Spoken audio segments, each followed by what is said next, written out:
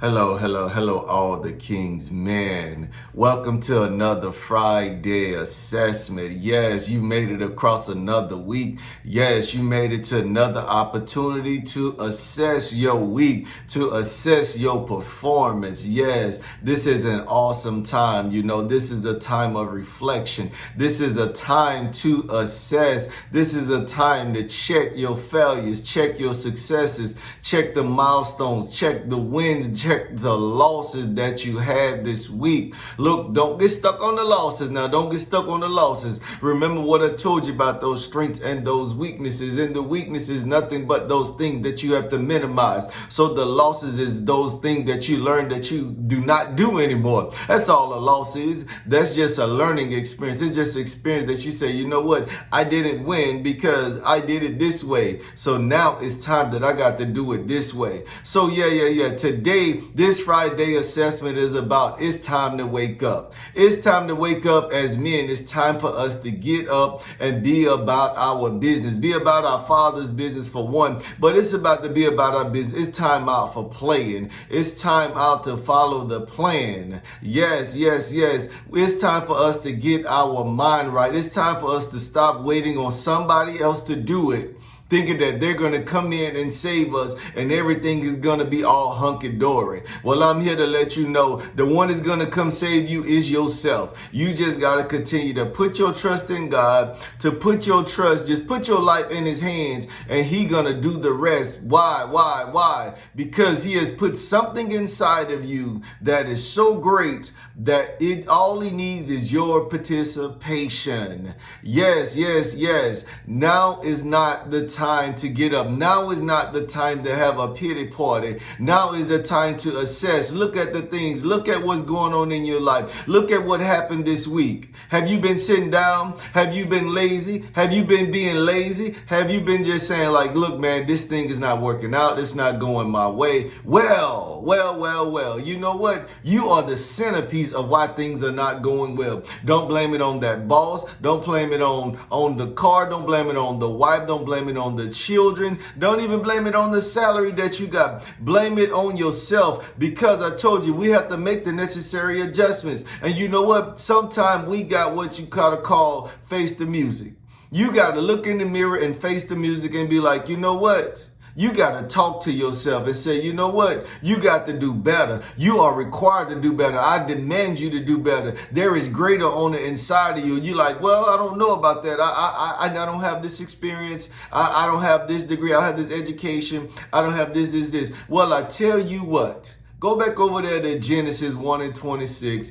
God tells you that he made you in his image. He said in our likeness. That means the Father, Son, and the Holy Ghost. That means that there is something so great on the inside of you that the enemy do not want you to see it.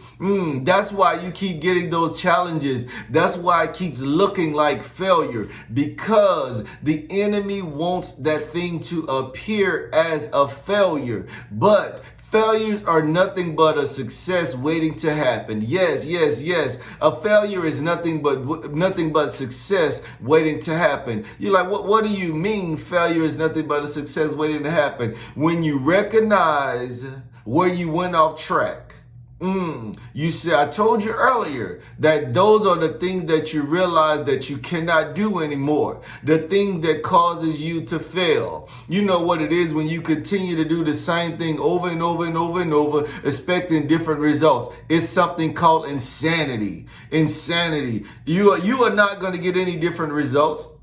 If what you've been doing over and over are yielding the same results, you're not going to get anything different. And you want to have a pity party. You want to say everybody is against me. Nothing is not going right. Well, let's take a step back. Let's look at ourselves. Get you a pretty clean mirror.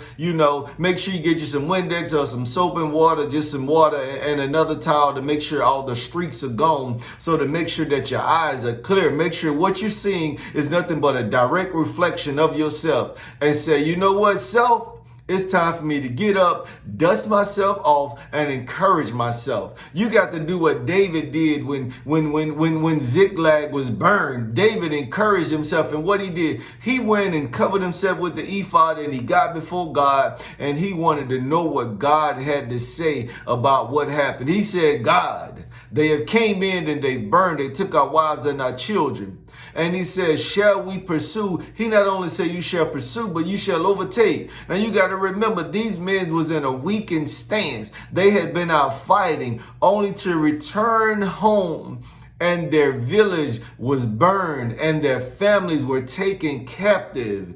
And what happened? God gave them permission. There was something inside of them left. Look, you got to tap into that thing that's inside of you. You got to tap into that thing that drives you. What is that passion? What is that thing that's driving you? What is the desires that you have? Why are you not going after your desires? It's because of excuses. Do you know that excuses are things that are made up?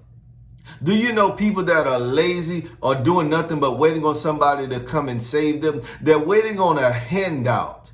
It's time for us to get up and take control and stop being lazy. Stop waiting for it to come. Quit blaming everything on, they got this because they got this. They got this because this. Well, why do you don't have? Why you don't have? There's something after your because. And whatever is after your because, how can you change it? You got to do everything within the fiber of your being to change that situation. And you know what? And if you look at the core of that thing behind your because, it's because you have not done everything that you could possibly do. And a lot of times it boils down to having a pity party or just plain old being lazy. You say you're not creative. Ask God for creativeness. He the one that giving us power to get wealth. So look. If we're not getting wealth, this is something I had to ask myself right here. I got to check myself on this one, because I'd be like, okay, I'm not wealthy. But we don't need to only define wealth in the terms of money. We need to define wealth in the terms of our health, of our mental stability. You know, you got so many people that are not in their right mind. So quit being lazy. That's what the enemy wants us to think. Want us to think that we don't have because of this. You got to be like, you know what? I'm about to get up from here and I'm about to stop being lazy and I'm about to pursue. You know what? That's why so many people, when you look at successful people, if you listen to their story, you'll listen to the obstacles that they had to overcome. And what they do, that provides motivation. It causes you to get up off your lazy butt. So all I'm telling you, all the King's men today, it's time to get up. Y'all know the saying, put up or shut up. It is time to put up or shut up. All the King's men, I'm encouraging you today. It's time to get up and pursue. There is no time to slack. All the King's men, I pray that you have a blessed weekend and a greater week to come.